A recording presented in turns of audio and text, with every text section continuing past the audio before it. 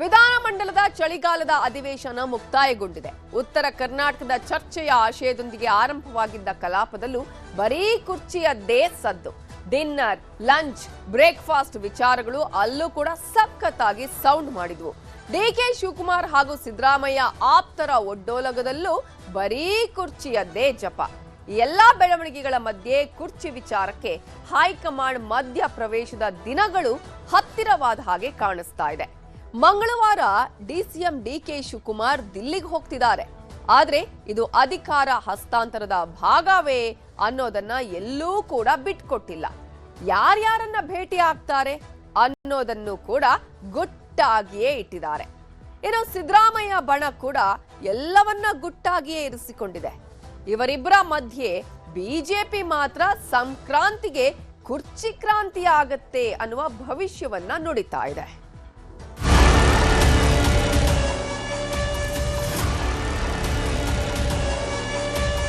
ನಾನು ಅವರಿಬ್ರು ಒಪ್ಪಂದಕ್ಕೆ ಬಂದಿದ್ದು, ಹೈಕಮಾಂಡ್ ಒಂದು ಒಪ್ಪಂದಕ್ಕೆ ತಂದಿದೆ.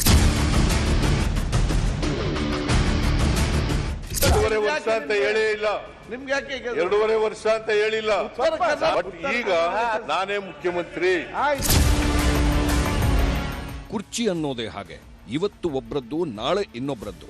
ಆದ್ರೆ ಕುರ್ಚಿ ಅಲಂಕರಿಸೋರು ಯಾರೇ ಆಗಲಿ ತನುಮನ ಧನವನ್ನೆಲ್ಲ ಅರ್ಪಣೆ ಮಾಡಬೇಕು ಅನ್ನೋದು ಈಗಿನ ರಾಜಕೀಯದ ವಾಸ್ತವಾಂಶ. ಸದ್ಯಕ್ಕೆ ಕಾಂಗ್ರೆಸ್ನಲ್ಲಿ ಈ ಕುರ್ಚಿಯೇ ದೊಡ್ಡ ಸದ್ದು ಮಾಡುತ್ತಿದೆ. ಸರ್ಕಾರಕ್ಕೆ 2.5 ವರ್ಷ ತುಂಬೋ ಮೊದಲೇ ನಾಯಕತ್ವ ಬದಲಾವಣೆ ಬಗ್ಗೆ ಕಾಂಗ್ರೆಸ್ ಒಳಗೆ ಕಚ್ಚಾಟ ಶುರುವಾಯಿತು. ಸಣ್ಣದಾಗಿ ಹೊತ್ತಿಕೊಂಡ ಕುರ್ಚಿ ಕಚ್ಚಾಟದಲ್ಲಿ ಆಗಾಗ್ಗೆ ಡಿಕೆ ಶಿವಕುಮಾರ್ ಟೀಮ್, ಇನ್ನೊಂದು ಕಡೆ ಸಿದ್ದರಾಮಯ್ಯ ಟೀಮ್ ಆಪ್ತರು ತುಪ್ಪ ಸುರಿಯೋ ಕೆಲಸ ಮಾಡ್ತಿದ್ರು. ಯಾವಾಗ ಸರ್ಕಾರಕ್ಕೆ 2.5 ವರ್ಷ ಮುಗೀತೋ ಆಗಿನಿಂದಲೇ ಮುಖ್ಯಮಂತ್ರಿ ಬದಲಾವಣೆಯ ಸದ್ದು ರಾಜ್ಯದುದ್ದಗಲಕ್ಕೂ ಧಗಧಗಿಸೋಕೆ ಶುರುವಾಯಿತು. ಅಧಿಕಾರ ಹಂಚಿಕೆ ಒಪ್ಪಂದ ಆಗಿದೆ ಅಂತ ಡಿಕೆ ಶಿವಕುಮಾರ್ ಅವರೇ ಹೇಳಿಕೆ ಕೊಟ್ಟ ಮೇಲೆ ನಾನೇ 5 ವರ್ಷ ಮುಖ್ಯಮಂತ್ರಿ ಅಂತ ಸಿದ್ದರಾಮಯ್ಯನವರೇ ಪೂರ್ಣಾವಧಿ ಸಿಎಂ ಅಂತ ಜಮೀರ್ ಅಹಮದ್, ಯತೀಂದ್ರ ಸಿದ್ದರಾಮಯ್ಯ ಆದಿಯಾಗಿ ಎಲ್ಲರೂ ಹೇಳಿಕೆ ಕೊಡ್ತಿದ್ರು. ನವೆಂಬರ್ಗೆ ಬದಲಾವಣೆ ಕಿಚ್ಚು ದೆಹಲಿಯಲ್ಲಿ ತಣ್ಣಗಾದಾಗ ಬೆಳಗಾವಿ ಅಧಿವೇಶನ ಮುಗಿದ್ಮೇಲೆ ಕುರ್ಚಿ ಕದನ ಶುರುವಾಗುತ್ತೆ ಅಂತ ಬಿಜೆಪಿ ಅವರು ಹೇಳಿದ್ರು. ಆದ್ರೆ ಡಿಕೆ ಶಿವಕುಮಾರ್ ಪರಮಾಪ್ತ ಶಾಸಕ ಇಕ್ಬಾಲ್ ಹುಸೇನ್ ಜನವರಿ 6 ತಪ್ಪಿದ್ರೆ 9ಕ್ಕೆ ಗ್ಯಾರಂಟಿ ಡಿಕೆ ಶಿವಕುಮಾರ್ ಸಿಎಂ ಆಗ್ತಾರೆ ಅಂದ್ರು. ನಿನ್ನೆ ಅಧಿವೇಶನ ಕೊನೆ ದಿನದಂದೇ ದೇವರ ಮೊರೆ ಹೋಗಿದ್ದ ಡಿಕೆ ಶಿವಕುಮಾರ್ ಅಧಿಕೃತವಾಗಿ ಒಪ್ಪಂದವಾಗಿದೆ ಅನ್ನೋ ಮೂಲಕ ಈಗ ಬದಲಾವಣೆಯನ್ನೋ ಬಿರುಗಾಳಿ ಎಬ್ಬಿಸಿದ್ದಾರೆ. ಅಷ್ಟೇ ಅಲ್ಲ, ಡಿಕೆ ಶಿವಕುಮಾರ್ ಮಂಗಳವಾರ ದೆಹಲಿಗೂ ಹೋಗ್ತಿದ್ದಾರೆ.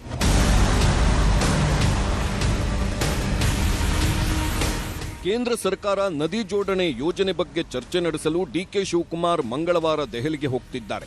ಆದ್ರೆ ಸಭೆ ಮುಗಿದ ಮೇಲೆ ಹೈಕಮಾಂಡ್ ನಾಯಕರನ್ನೂ ಭೇಟಿಯಾಗಲಿದ್ದಾರೆ. ಯಾರ್ಯಾರನ್ನ ಭೇಟಿ ಆಗ್ತಾರೆ ಅನ್ನೋದನ್ನ ಡಿಕೆ ಶಿವಕುಮಾರ್ ಸದ್ಯಕ್ಕೆ ಗುಟ್ಟಾಗಿ ಇಟ್ಟಿದ್ದಾರೆ. ಆದ್ರೆ ಸಮಯ ಕೊಟ್ರೆ ಹೈಕಮಾಂಡ್ ನಾಯಕರ ಭೇಟಿ ವಿಷಯವನ್ನೂ ಮಾಧ್ಯಮಗಳಿಗೂ ಹೇಳ್ತೀನಿ ಅಂತಾನೂ ಡಿಕೆ ಶಿವಕುಮಾರ್ ಇವತ್ತು ಸ್ಪಷ್ಟಪಡಿಸಿದ್ರು.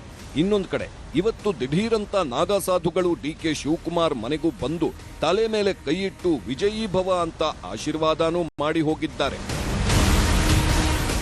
ನಾನು ಮಂಗಳವಾರ ಹೋಗ್ತೀನಿ. ಮಂಗಳವಾರ ನಮಗೆ ಸೆಂಟ್ರಲ್ ಗೌರ್ಮೆಂಟ್ ಅವರು, ವಾಟರ್ ಡಿಪಾರ್ಟ್ಮೆಂಟ್ ಅವರು ನಮ್ಮನ್ನ ಕರೆದಿದ್ದಾರೆ.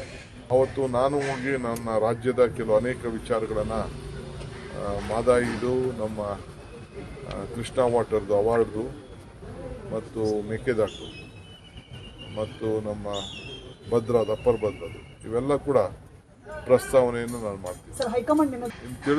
ತಿಳಿಸ್ತೇ ನಾವೇನು ಮಾಡಲ್ಲ. ನಾನಂತೂ ಕದ್ದು ಹೋಗಲ್ಲ.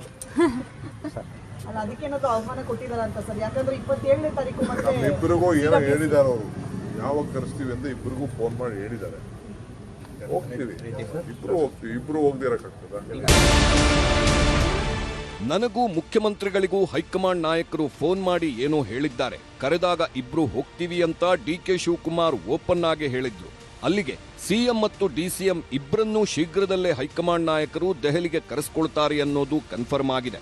ಆದ್ರೆ ಇದೇ ಮಂಗಳವಾರನೇ ಸಿದ್ದರಾಮಯ್ಯನವರು ದೆಹಲಿಗೆ ಹೋಗ್ತಾರಾ ಅನ್ನೋದು ಗೊತ್ತಿಲ್ಲ. ಬೆಳಗಾವಿಯಲ್ಲಿ ಸಿಎಂ ಸಿದ್ದರಾಮಯ್ಯರನ್ನ ಡಿಕೆ ಶಿವಕುಮಾರ್ ಅವರ ಮಾತಿಗೆ ಏನಂತೀರಾ ಅಂತ ಪ್ರಶ್ನೆ ಕೇಳಿದ್ದಕ್ಕೆ ಸಿಟ್ಟಾಗಿ ಹೋದ್ರು. ಯಾರೇ ಅದು ಅಂತಾನು ಗರಂ ಆದ್ರು.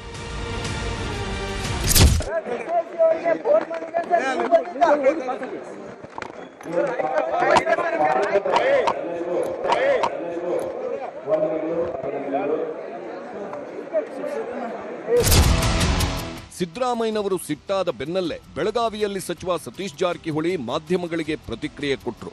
ಒಪ್ಪಂದದ ಬಗ್ಗೆ ಅವರಿಬ್ಬರನ್ನೇ ಕೇಳಬೇಕು. ಅವರಿಬ್ಬರೇ ದೆಹಲಿ ಮೈದಾನದಲ್ಲಿ ಕ್ಯಾಪ್ಟನ್ ಟಾಸ್ ಹಾಕಿರೋದು. ಹೆಡ್ ಬಿತ್ತಾ ಟೇಲ್ ಬಿದ್ದಿದ್ಯಾ ಅಂತ ಅವರೇ ಹೇಳಬೇಕು. ಆದ್ರೆ ಟೇಲ್ ಹಾಕುವಾಗ ಥರ್ಡ್ ಅಂಪೈರ್ ಯಾರು ಇರಲಿಲ್ಲ ಅಂತ ಮಾರ್ಮಿಕವಾಗಿ ಜಾರಕಿಹೊಳಿ ಉತ್ತರ ಕೊಟ್ಟರು.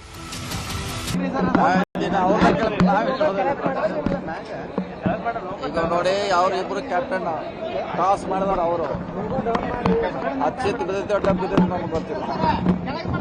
ಅದು ಡೆಲ್ಲಿ ಪ್ರೇಸ ಕೋಟ್ಲಾ ಮೈದಾನದಲ್ಲಿ ಆಗಿದೆ. ಇನ್ನು ಅಲ್ಲಿ ಅವ್ರನ್ನೇ ಕೇಳಬೇಕು. ನಾವು ಅಲ್ಲಿ ಇಲ್ಲ, ಕ್ಯಾಪ್ಟನ್ ಜಾಗದಾಗ ನಾವಿಲ್ಲ. ಹೆಡ್ ಟೇಲೋ ನಮ್ಗೆ ಗೊತ್ತಿಲ್ಲ.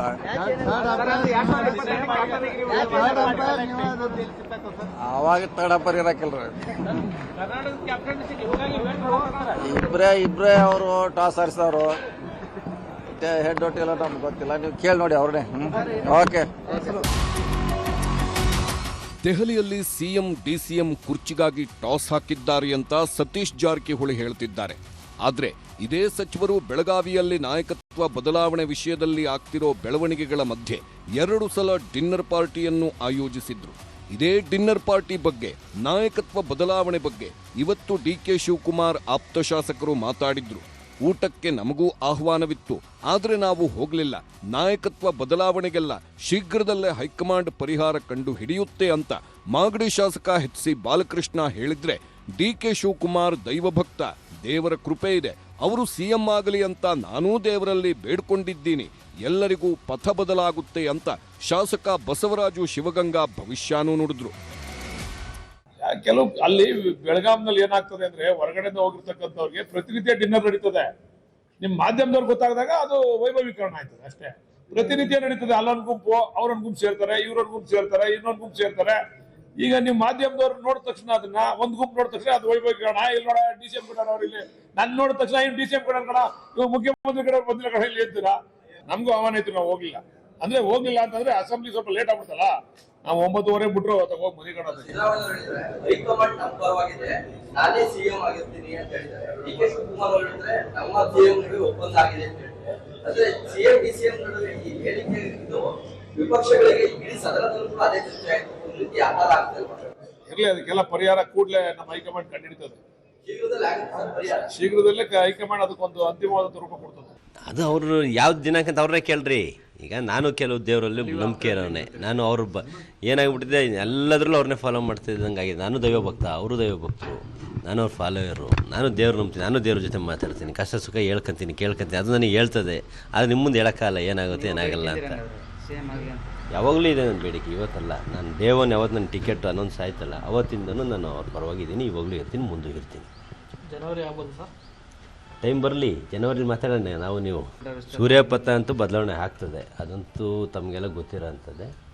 ಸೂರ್ಯಪಥ ಬದಲಾವಣೆ ಆದಾಗ ಒಳ್ಳೆ ಆಗಂತೂ ಸಹಜ, ತಮಗೆಲ್ಲ ಗೊತ್ತಿದ್ದು. ನೋಡೋಣ, ಸೂರ್ಯ ಬದಲಾವಣೆಯಿಂದ ನಮಗೆ ಒಳ್ಳೇದಾಗುತ್ತೋ ಯಾರಿಗೂ ಒಳ್ಳೇದಾಗುತ್ತೆ ನೋಡೋಣ. ಸಂಕ್ರಾಂತಿಗೆ ಪಥ ಯಾರ ಕಡೆಗೆ ಬದಲಾಗುತ್ತೋ ಗೊತ್ತಿಲ್ಲ, ಆದರೆ ಡಿಕೆ ಶಿವಕುಮಾರ್ ಕಡೆಗೆ ಬದಲಾಗುತ್ತೆ ಅನ್ನೋದು ಡಿಸಿಎಂ ಆಪ್ತರ ಹೇಳಿಕೆ. ಆದರೆ ಎಂಬಿ ಪಾಟೀಲ್ ಸೇರಿದಂತೆ ಅನೇಕ ಸಿದ್ದರಾಮಯ್ಯನವರ ಆಪ್ತ ಸಚಿವರು ಸದ್ಯಕ್ಕೆ ನಾವೇನೂ ಮಾತಾಡಲ್ಲ ಅಂತ ಮೌನವಾಗಿದ್ದಾರೆ. ಹಾಗಂತ ಬಿಜೆಪಿಯವರು ಸುಮ್ಮನಾಗಿಲ್ಲ. ಸಿಎಂ ಸ್ಥಾನದ ಒಪ್ಪಂದ ಆಗಿದ್ರೆ ಕಾಂಗ್ರೆಸ್ ಹೈಕಮಾಂಡ್ ಬೇಗ ಸೆಟಲ್ಮೆಂಟ್ ಮಾಡಬೇಕು. ಆದರೆ ಕಾಂಗ್ರೆಸ್ನಲ್ಲಿ ಹೈ ಇದೆ ಅಷ್ಟೇ, ಕಮಾಂಡಿಂಗ್ ಇಲ್ಲ ಅಂತ ಚಿಕ್ಕಮಗಳೂರಲ್ಲಿ ಕೇಂದ್ರ ಸಚಿವ ಪ್ರಹ್ಲಾದ್ ಜೋಶಿ ವ್ಯಂಗ್ಯ ಮಾಡಿದ್ರು. ಹುಬ್ಬಳ್ಳಿಯಲ್ಲಿ ಮಾತಾಡಿದ ಬಿಜೆಪಿ ಶಾಸಕ ಮಹೇಶ್ ತೆಂಗಿನಕಾಯಿ, ಜನವರಿಯಲ್ಲಿ ಸಿಎಂ ಬದಲಾವಣೆ ಬಹುತೇಕ ಖಚಿತ, ಕ್ರಾಂತಿಯಾಗೋದು ನಿಶ್ಚಿತ ಅಂತ ಭವಿಷ್ಯ ಹೇಳಿದ್ರು. ನೋಡ್ರಿ, ಒಪ್ಪಂದ ಆಗಿದೆ, ಒಪ್ಪಂದ ಆಗಿಲ್ಲ ಅಂತ ಅನ್ನೋದು ಅವ್ರು ಆಗಿಲ್ಲ ಅಂತ ಹೇಳ್ತಾರೆ ಸಿದ್ದರಾಮಯ್ಯನವರು, ಇವ್ರು ಆಗಿದೆ ಅಂತ ಹೇಳ್ತಾರೆ. ನಾನು ಪ್ರಶ್ನೆ ಇರೋದೇನಂತಂದ್ರೆ, ಇದು ಸೆಟಲ್ ಮಾಡೋಕ್ಕೆ ಕಾಂಗ್ರೆಸ್ ಪಾರ್ಟಿಗೆ ಯಾಕಾಗ್ತಾ ಇಲ್ಲ? ಇದರಿಂದ ಇಡೀ ರಾಜ್ಯದಲ್ಲಿ ಒಂದು ರೀತಿಯಲ್ಲಿ ಅಸ್ಥಿರತೆ ನಿರ್ಮಾಣ ಆಗಿದೆ. ಇಂಥದ್ರಲ್ಲಿ ಕಾಂಗ್ರೆಸ್ ಹೈಕಮಾಂಡು ಅಂತ ಏನು ಹೇಳ್ತಾರೆ, ಅವರಿಗೆ ಯಾವುದೇ ರೀತಿಯಾದಂಥ ಕಂಟ್ರೋಲ್ ಉಳಿದಿಲ್ಲ. ಕಾಂಗ್ರೆಸ್ಸು ಹೈ ಅನ್ನೋದಷ್ಟೇ ಇದೆ, ಕಮಾಂಡ್ ಏನಿಲ್ಲ. ಯಾಕಂದರೆ ರಾಷ್ಟ್ರೀಯ ಅಧ್ಯಕ್ಷರು ಇಲ್ಲೇ ಇದ್ದರೂ ಸಹಿತ ರಾಷ್ಟ್ರೀಯ ಅಧ್ಯಕ್ಷರೇ ಹೈಕಮಾಂಡ್ ಹೇಳಿ ನಾನು ಡಿಸಿಷನ್ ಮಾಡಿಸ್ತೀನಿ ಅಂತ ಹೇಳೋ ಸ್ಥಿತಿಗೆ ಬಂದಿದ್ದಾರೆ.